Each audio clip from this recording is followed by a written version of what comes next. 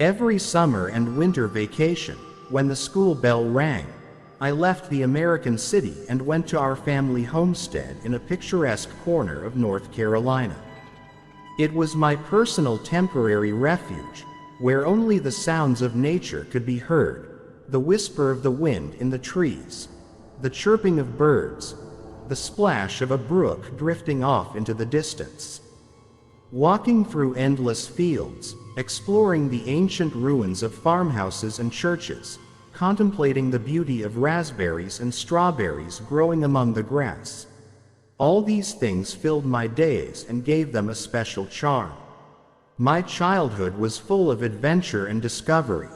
Besides nature, I also found fun in playing with the toys brought from the city. One day, among them, I found a bottle of perfume that had once been given to me as a birthday present. Its delicate floral fragrance brought back memories of the past, and inside, as if in a fairy tale, a small artificial jasmine flower was hidden. I longed to take this flower out of the bottle to keep it as a memory of my youth. But the narrow neck of the jug-shaped bottle made it impossible. I tried to use all sorts of objects to realize my idea, but in vain. The jug would not yield. Sometimes it seemed that the magic inherent in this flower made it inaccessible to human hands. My house in the village was an old one, with a history that had been celebrated for more than one generation.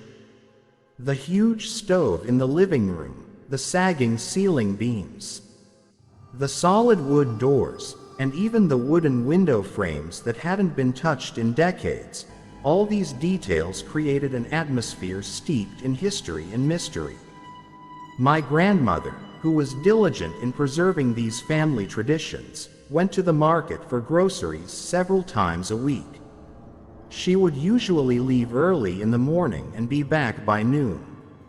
We had only 3 buses a day: morning, lunch, and evening. On one of the usual days when I was busy trying to free the flower from the bottle, I was suddenly distracted by my grandmother. I went outside and locked the door as usual. When I returned an hour later, however, I found the vial gone and the flower lying on the table as if waiting for me. This event, strangely enough, turned out to be no less mysterious to me than the vial itself.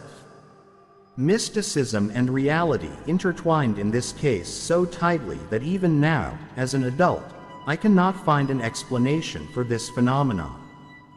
Sometimes it seems that in those old times, when thinking was not yet polluted by doubts and skepticism, the world was more open to magic and miracles.